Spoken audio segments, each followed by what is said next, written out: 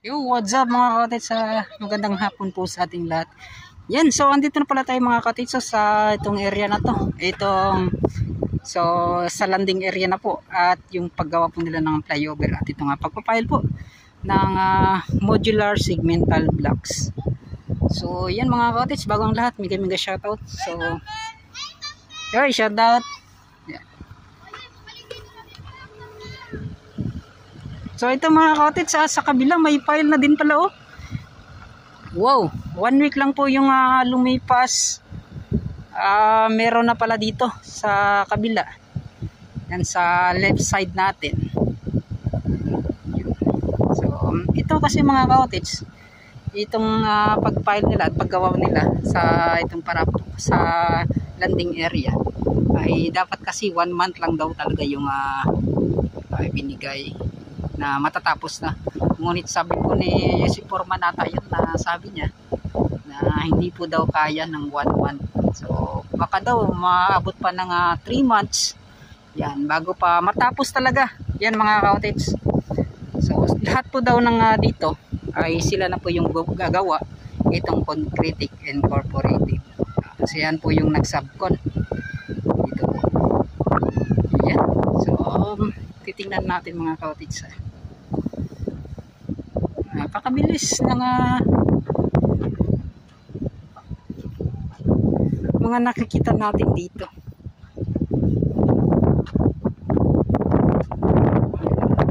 So yung kanilang estilo mga cottage, so doon pala sa yan. May kasi dito mga cottage, yung tawag nito, yung may dito banda ba, yung sa pilote niya at binuhusan pala muli. So ganun, maganda mga cottage kasi mas lalong matibay itong pag-pile po, yung paglagay nila ng modular. So ganun at pagkatapos mag-pile ng modular, so ipapatag naman ilalagay itong tinatawag nilang 201, itong tambak na lupa. So dyan po banda hanggang doon sa yung nakita nyo sa part mga cottage ng sa part 2 aking pag-update sa Maylin Garcia, doon banda yung boundary ng relay. So doon po yun. So magtatanong tayo, pupunta tayo doon mga cottage. So magkukuha tayo ng update and then tingnan natin ano yung kanilang ginagawa. Yan, sobrang init mga cottage. Yan.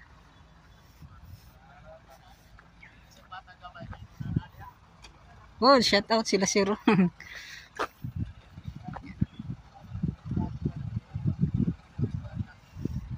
Yun. So maganda na yung mga nangyayari dito.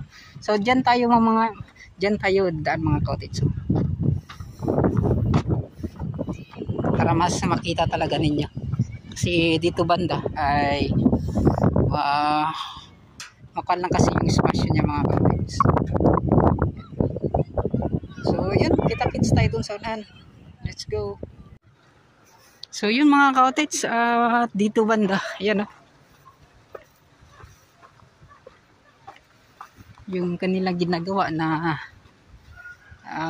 talagang mas nauna pang mataas dun mga cottage. So kaya pala mas nauna pang parang mataas dun mga cottage kasi nga po yung paggawa nila ng pundasyon para sa parang flooring natin mga cottage ay mababa kumpara po doon sa kabila. Yan. Yan. So napakaganda na pong tingnan yung nangyayari, yung meron dito po sa loob po ng Santa Ana Wharf. So dito may manhole. So maganda. Kasi isa sa mga dahilan talaga kung bakit parang nakuan mga cottage yung pagbabaha talaga sa lahat po ng mga kalsada na ginagawa. Yan. So dito maraming mga manhole po kayong makikita. So hindi po basta-basta babahain itong sa loob po ng Santa Ana Wharf. Yan. So sila Zero, sila Foreman nandun. So alas 3:15 pa kasi ng hapon mga cottage, kita niyo wala pa mga nagtatrabaho. So ngayon po sila nagbimeryente pata ngayong oras.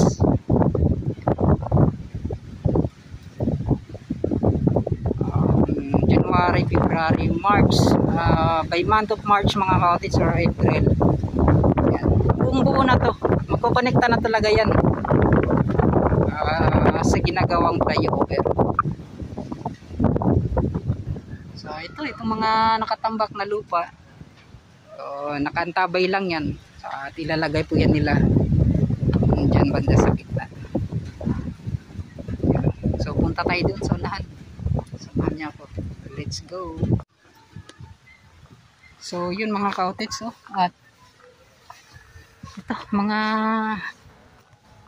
modular segmental blocks na nandito. So hindi po to basta-basta, mabigat po ito, nasa 48 kilos po yung bigat ng bawat isa.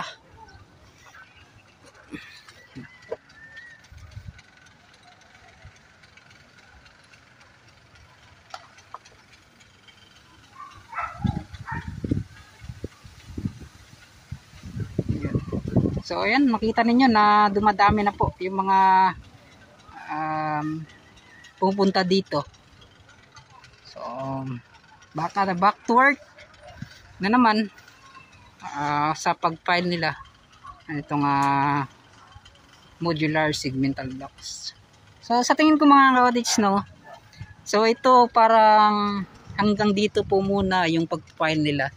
Kasi yun nga po, kapag itinuloy-tuloy nila yung pagpapile hanggang sa mataas siya na ilang palapag na paglagay ng modular, ay mahirap din kasi mga ka-cottage, kasi yun nga po, mabigat. Tapos mano-mano po itong kanilang ginagawa. Hindi po to itong kanilang paglagay, hindi po to ginamitan ng mga heavy equipments. Yan. So kita naman ninyo mga ka-cottage, dalawang tao po yung bumubuhat dito.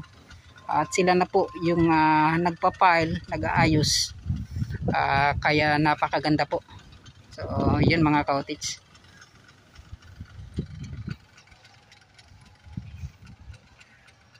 So, ito sa tingin ko, dito po muna ito, ganito po muna kataas. Tapos, tatambakan po nila para hindi po sila mahirapan. Yan mga ka-cottage. Sa paglagay na naman. Yan, so antabayan natin yan. Hintayin natin yan sa ating pagbabalik dito. Kung ano naman po yung mga proseso na kanilang gagawin. So mega shoutout pala sa Concretic Incorporated. Nag-subcon po dito sa itong pagkonekta sa ginagawang flyover. Dito sa approach. Yun. So yan, kita ninyo yung mga lupa. So parang sample natin siya mga ka-cottage. Sinasampulan po nila. Yan o, kita ninyo may filter cloth pa pala na parang inilagay. Kumbaga isa rin yan siya mga ka-cottage sa pampatibay din na yung mga lupa mga ka-cottage na parang hindi po basta-basta mababaon po sa ilalim. Yan.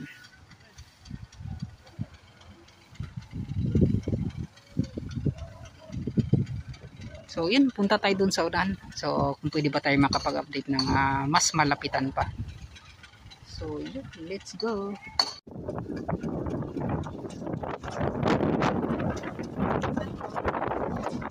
So yun mga ka-cottage, at sobrang lakas po ng hangin ngayon, at yan, so kita ninyo yung ito ay kanila ding inilatag mga ka-cottage. So mas lalong napakatibay ng kanilang ginagawa dito. At yun nga po mga ka-cottage, so yung paglagay pala nila ng mga lupa ay paunti-unti pala. Hindi po yung maramihan po yung pagtambak ng mga lupa. Tapos ipipison, yan o, ipapatag. So hindi ganoon yung maramihan. So kaunti-kaunti lang mga ka-cottage. para mas lalong matibay, lalong lalo dito sa ilalim po ng kalupaan. So dito naman may mga gumagawa. Yan.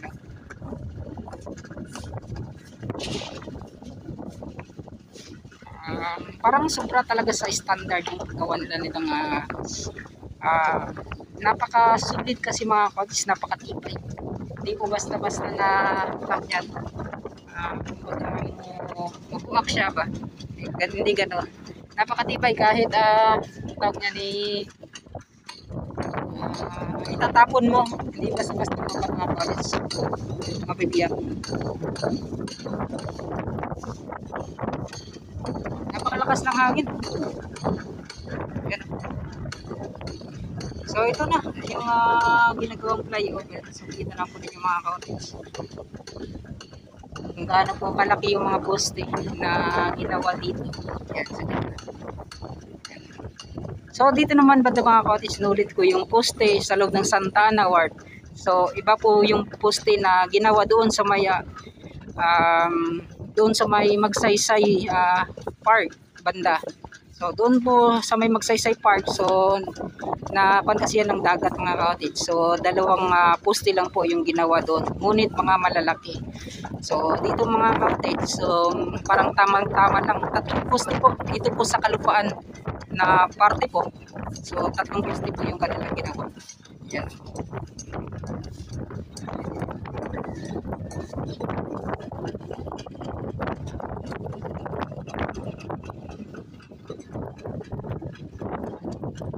So yun, abang-abang na lang sa pagtatapos nitong ginagawang modular cylindrical blocks. So 3 months ngayon mga cottage. Kita na po ninyo yan kung gaano na po maganda dito po sa loob ng Santa Ana.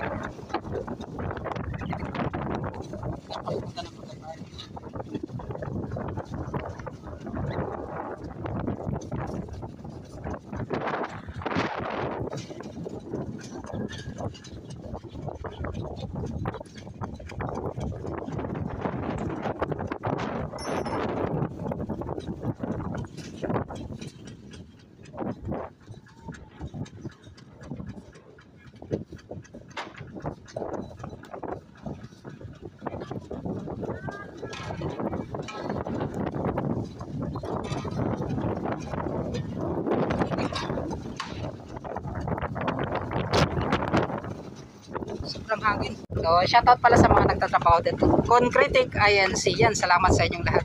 Yan, salamat. Yan mga cottage. So, andyan po sila lahat kompleto. Yung engineer, yung tawag yan. So, foreman. So, maganda mga cottage. Kasi nga po natutukan yung kanilang ginagawa. So, para talaga yung may mga pagkakamali ay kanila po makita kaagad. Yan. So, ganun po yung mga meron dito, tapos napakarami po ng mga nagtatrabaho dito sa itong sa dulo na ginagawang flyover. Mega shoutout Concretic INC. So dito na tayo mga cottage sa hanggang doon po sa dulo na. Itatry ko mga cottage, siguro ay i-update din natin doon banda para mas tawag niyan, makita ninyo. So hindi ko na lang kakat. Minsan kasi mga cottage isang video ko doon. So dito na lang isasali na lang natin dito. Napakasalakas kasi ng pandon mga cottage yung hangin. Kasi hindi ako makapokus po sa pag-update. Yan o. Yan, mega shoutout sa mga nagtatrabaho dito.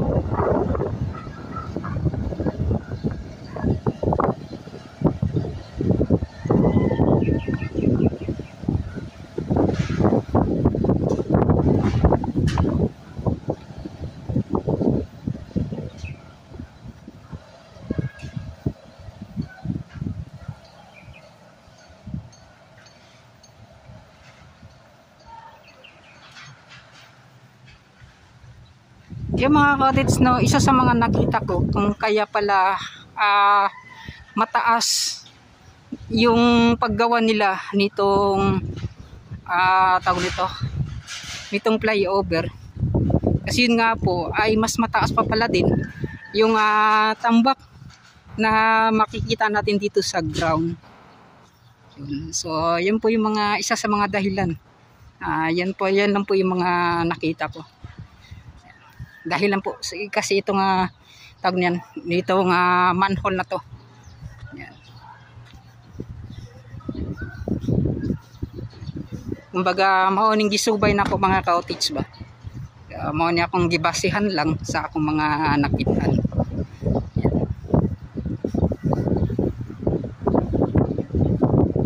So sobrang init po ng panahon mga ka-outage. So, na hindi natin nakalain. Kahapon po dapat ako nag-update kasi yun po paglabas ko ay biglang umulan.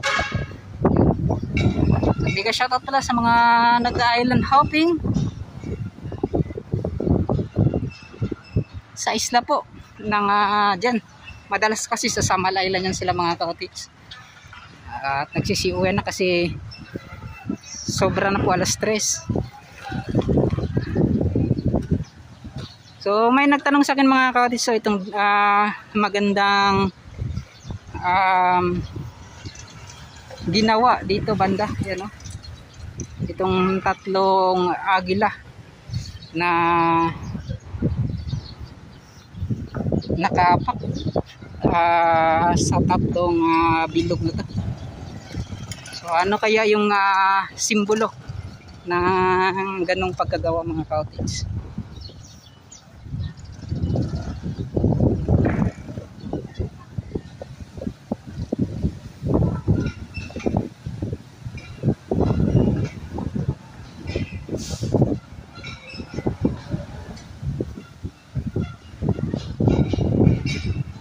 So yun, kita-kits tayo dun sa dulo sa abutment A. Let's go.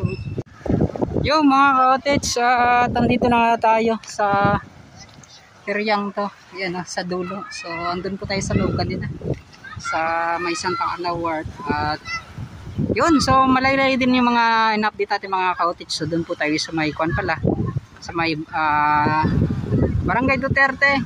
So papunta po dito sa may Isla Verde, Barangay 23 mga ka-outage. So titingnan natin ano yung meron sa taas sa abutment E.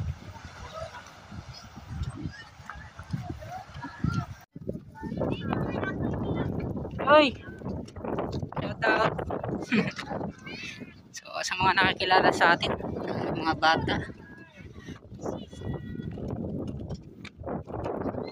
So ito mga ka-outage at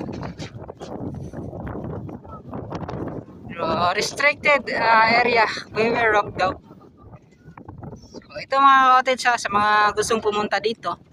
So bawal na bawal pa po talaga na makapasok yung mga tao dito. Yan.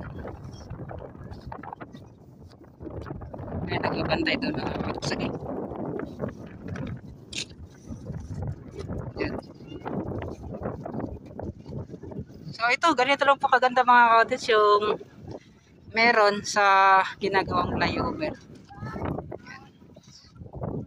So, habang tumatagal, kapag masyadong mainit siya mga ka-outage, no, nakikita po natin yung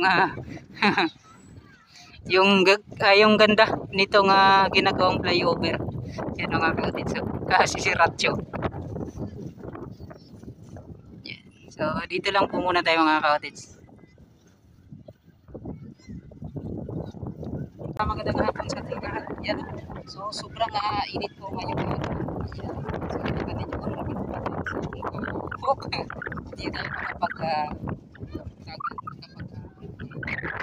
so ito yung kanila po nilagyan na po. So kompleto na po yung poste para sa ganda mga robots. Kita ninyo ano po yung meron din. Dito na po mga ka-outage. So ganda kasi makapal po yung inilagay ko.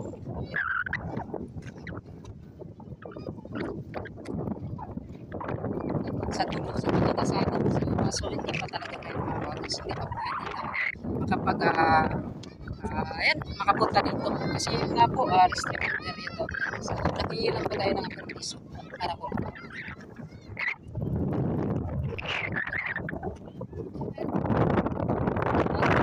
Hindi talaga tayo nakakita. Nakakita na may bit. Ano yung, madali lang ang yung asphalt. Hindi parang lapot. Yan mga cottage. Maganda kasi, alam mo, wala mga pagkamakaulis ko yan. Wala mga parang mga bitak. Wala mga so, maganda yung pagdalato. So, maraming salamat. So, mega shoutout pala kay Sir SG Vlogger yan. Kay Ratcho. Na nagpubantayan sa mga pasama. Yan. Mga trabaho dito. Yan. So, ito may mga so, yan. Kapag malinisan ko mga cottage. So, napakaganda. Na mga itong dito sa amin sa mais lang hanggang doon sa may Batnip yung ginagawa nila mga modular segmental blocks doon sa may Santa Santa World. So ito isa sa mga magandang tao kita niyo na kapit sa magandang tanawin na sa tanang tayo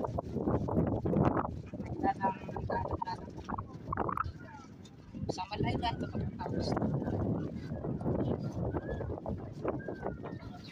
yung maraming salamat hanggang dito na lang kung ano tapos pag ganito yun okay na.